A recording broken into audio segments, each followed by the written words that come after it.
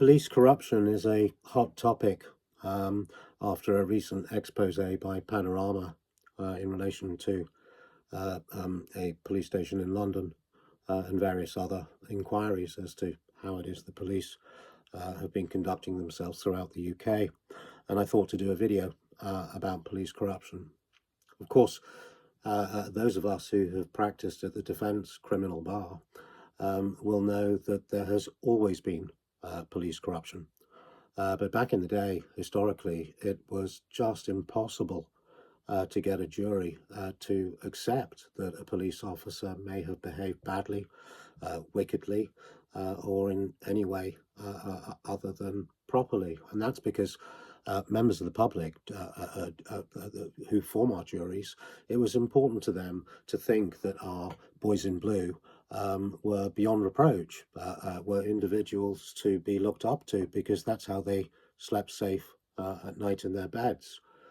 And so historically, as a defence barrister, I found that it was very difficult to get a jury to accept that a police officer had behaved badly, even if it was obvious on the face of the evidence. And to be truthful, it wasn't just the police that I, as a defence barrister, had difficulties with, because historically judges too were entirely supportive of the police as an institution.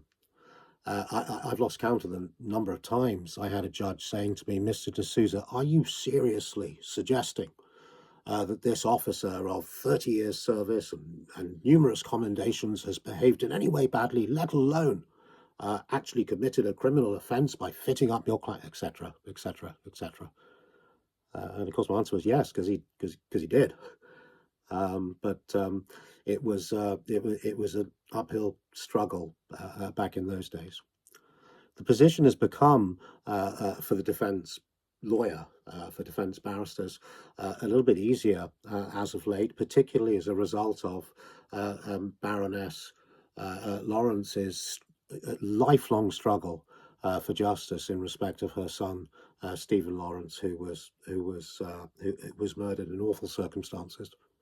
And her unremitting criticisms of the police, of corruption, racism, misogyny, they have eventually filtered through one way or another to the general public, and that is something that we should be pleased about one way or another. You see, corruption, so far as the police are concerned, doesn't necessarily start from a place of absolute wickedness and absolute evil. A police officer who, on his beat, let's say, is day in, day out, walking around a housing estate, and he sees this guy, let's call him Derek, dealing crack cocaine every single day. But he just can't get him, because by the time he gets there, Derek's, young coterie of kids, they've taken all the crack and they've disappeared like rats into the housing estate, and Derek just can't be caught. And one day, this police officer says, "You know what am I've had enough. I've had it. And he goes up to Derek and he takes out of his own pocket a glim-filled wrap of crack, and he says to Derek, "What's this?" And Derek says, "Whoa, man, what are you talking about?" Etc., etc. Of course, that police officer gives a witness statement. Derek's arrested. He goes to court and he's convicted of supplying crack cocaine. And that officer thinks, what have I done wrong? Because that guy Derek was a scourge on the community. He was someone who was peddling misery for those poor people that are addicted to crack cocaine, etc., etc. Well, forget about what have I done wrong. I've done a positively good thing for the community. That's what that officer thinks. But what he doesn't realize is our criminal justice system, right from the outset, that's from officers who investigate on the street, on the beat, through to those that are in charge, those that are supervising the investigation of cases, and then on to lawyers, from lawyers to barristers, from barristers even to judges. If there is corruption at any stage of that process, our whole criminal justice system falls apart. And reminds me of a case that one that I wanted to tell you about. I was approached by a university lecturer. He was a professor, and he told me that his daughter had got herself into some very serious trouble, and he was overwhelmed with anxiety for her. I'm going to call her Phoebe. And I saw both Dad and Phoebe in conference, and what had happened was this. Phoebe had just finished her end of year exams at university, and so she and a whole load of her girlfriends, they went out for the evening. Phoebe was the designated driver, but her friends were less circumspect. They'd had a load to drink. They were driving through central London in traffic when a police officer flagged them to sort of pull them over. And one of the girls who was in the back, slightly worse for drink, she wound down her window and she started giving this police officer a load of abuse or lip or whatever you want to call it. And she said, why don't you do your job and go and arrest criminals rather than harassing innocent girls? God, what a loser you are, whatever it is she said. And that police officer, I can only assume, was angry or in a fit of rage. He opened the front door, the front driver's side of the car, and Phoebe, of course, my client, was the driver. And he reached down between her legs and he pulled out a self-seal, a small plastic bag. There was white powder inside that bag. "What's this?" he said. Of course, it was cocaine. He provided a witness statement. She was arrested and prosecuted for possession of cocaine. And she went to the magistrate's court, and that police officer, he turned up in his freshly pressed uniform. His silver buttons were gleaming, and he swore to tell the truth, the whole truth, and nothing but the truth. And he said what he had to say. That he pulled over this car and went on inquiry. He saw a bag between this girl's legs. And it was hers, so he said. And Phoebe, of course, was then just 21 years old. She was naive. She had come from a very sheltered background, and had no idea that in real life these things happened.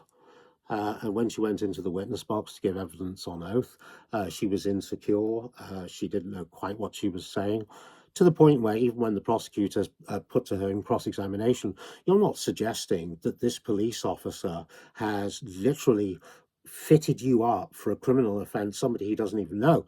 And her answer should, of course, have been, "Yes, that's exactly what happened." But instead, she just said, "I don't know. I can't explain it." She was convicted, of course.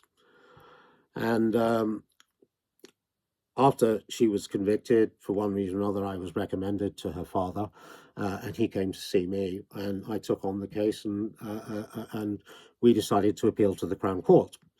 And so we appealed the conviction to the Crown Court, and after I'd seen them in conference, I have to say, you develop a sixth sense after a long time as a defense barrister, and there was absolutely nothing in the way that Phoebe answered my questions, in the way that she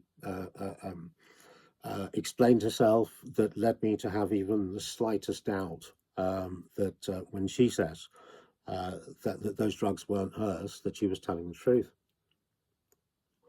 But I thought, how is it that I'm going to be able to persuade a court that a police officer who takes the oath on the Bible and says, "I swear I'm telling the truth, the whole truth, etc., etc." How is it I'm going to be able to persuade a court that my client is in fact innocent when this police officer apparently had absolutely no reason to wish her any ill will, let alone commit perjury or criminal offence himself by fitting her up? And so I had to sort of think outside the box, and I was ruminating on it and ruminating on it and ruminating on it. And suddenly I thought there were only two options. One, this is if my client was telling the truth. If Phoebe was telling the truth and she was fitted up, there are only two options. One is that police officer was a drug user himself, and therefore happened to have cocaine on him and had planted it on her, perhaps because of the way in which the girls in the back behaved, or because he was pissed off, or because he wanted to teach them a lesson, or whatever it was. But I thought, you know what, if he was a drug user, to let go of that amount of drugs was a significant cost to him for nothing, and would he do it? And having been in my job as long as I have, and knowing what I do about how precious drugs are to those people that are unfortunately drug users or drug addicts, I thought, well, I can discount that. And so if he was not a drug user, where had those drugs come from? Because they had to come from somewhere. And so, having thought about it, the first thing that occurred to me is, well, what was he doing early on in the day? And so I sought disclosure from the prosecution of that officer's. It's called a day book, and a day book is the officer's book where he records in entries every single thing that he's done in that day. And having got disclosure of that, I noticed that 3 hours earlier, and about 4 miles away, that officer had stopped a young man on a street corner and searched him because that man was suspected of being a drug dealer. And in this officer's day book, he said that he searched him, nothing was found, and he was let go, etc., etc. And having seen that, I then made inquiries about that boy's name, the guy who was on the street corner. And it turned out that he was indeed a drug dealer, whether or not he had drugs on that day or not. He was a drug dealer, and he had a whole list of previous convictions, and the police therefore had his DNA, his fingerprints, etc., etc. And having established that, I then went back and had this bag that the officer had taken from between Phoebe's legs. I had that scientifically examined for fingerprints, and there were 3 fingerprints on that bag. One was the police officer's. Of course, his account was that, well, they would be there because I took it from between her legs. And there were 2 other partial prints. In other words, there was just not enough to establish for sure who those other prints belonged to, but enough to make at least the beginnings of a comparison. I then insisted that the prosecution provide me with the fingerprints of that man who'd been on the street corner, who had been stopped by this police officer 3 hours earlier and searched.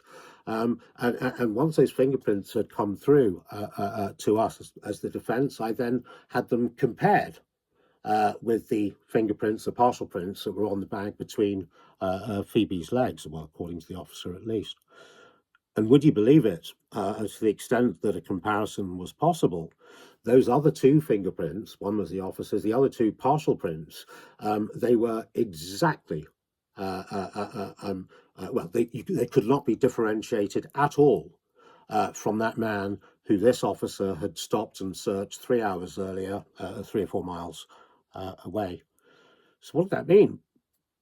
Well, what that meant was either A, by some enormous coincidence, I mean, the sort of like winning the lottery type coincidence, Phoebe had, from 3 or 4 miles away, happened to buy drugs from that particular kid who was on the street corner, and then 4 hours later, 3 hours later, was stopped by this police officer, and that bag was between her legs in circumstances where, would you believe it, he too, that police officer, had 3 or 4 hours earlier also had occasion to meet this guy when he stopped him and searched him. That's the first possibility. The second possibility, of course, is that she hadn't ever met this guy on a street corner. She didn't know who he was 4 miles away or anywhere, and that the drugs that were between her legs, says the police officer, had in fact emanated from that search when the police officer 3 hours earlier had searched this guy, taken drugs from him, but put in his notebook that nothing had happened and let this guy go, and he had kept those drugs, which he then planted between Phoebe's legs in a fit of pique or rage or anger or whatever it was. And as a result of my never giving up on Phoebe's assertion, I mean, through her tears, she was so upset.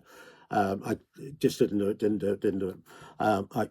I believe it's as a barrister, it's not for me to believe her or otherwise. I just represent my clients to the best of my ability. But there are sometimes cases where you just can't help feel an emotional connection to the person you're representing. And she was a lovely girl, and I had absolutely no doubt that she was innocent and caught up in something that she literally couldn't understand. When we went to appeal at the Crown Court, she was acquitted, I'm pleased to say. And one of the things that I find really touching is that I've had a Christmas card from her every year since her acquittal. She is now a scientist who does really important work in seeking cures for what are otherwise fatal neurological conditions. And her life would have been ruined had she not managed to find a. I'm not saying I'm a genius, but I'm sure another barrister may have been able to think of the same things or defend her in the same way. And that's the wonder of our system. Had there not been a barrister who was prepared to stand by her and believe in her, when there was a police officer who was saying that this is an open and shut case. I just reached between her legs. She was doing cocaine. All her pals were in the back of the car and they were drunk as well. Um, and uh, um, and so the revelations that have come out recently, as a result of TV documentaries, undercover investigations, the Panorama stuff, official and judicial inquiries as to misogyny, racism, and bad behavior within police forces. On the one hand, of course, as someone who operates within the criminal justice system, it's a matter of sadness to me that the state of our investigative authorities is so concerning. But as a defense barrister, as someone who is always on the side of an individual who is accused of crime, I could not be happier that there is at least now some transparency and some understanding in the community, and some understanding within our public about the way in which the police sometimes behave. Particularly in circumstances where they know they can get away with it. On the one hand, you've got an individual in a uniform with bright and shiny buttons, and on the other hand, you've got an individual who's come from probably a broken family and in the worst possible circumstances. And so my message to lawyers is as follows: never ever disbelieve your client one way or another when he tells you that there is a prospect that he has been fitted up by the police or that there's been police malpractice. That has happened, that kind of disbelief, for far too long.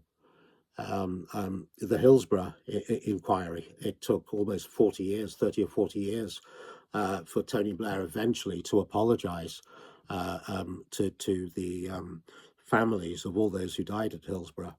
And there was never, ever, for 30 years, a concession that in actual fact, not just one police officer, but multiple officers had fabricated their statements, had sought to defend each other and look after each other, and that there had been a police malpractice and corruption on a universal scale. And it happens.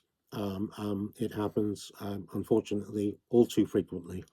So on the one hand, my message to those who are in the law is just set your face to the wind and fight the good fight when your client tells you that that's the position. My message for the public is don't close your mind to the fact that those that we entrust to look after us, to look after our safety, to police our communities, to ensure that people behave legally. Don't assume just by virtue of fear or an inability to have the courage to accept that sometimes things go wrong. Don't be blind to the fact that sometimes police corruption does occur. It's very serious, it's very wicked, and it has the most extraordinarily serious consequences for those who are affected by it.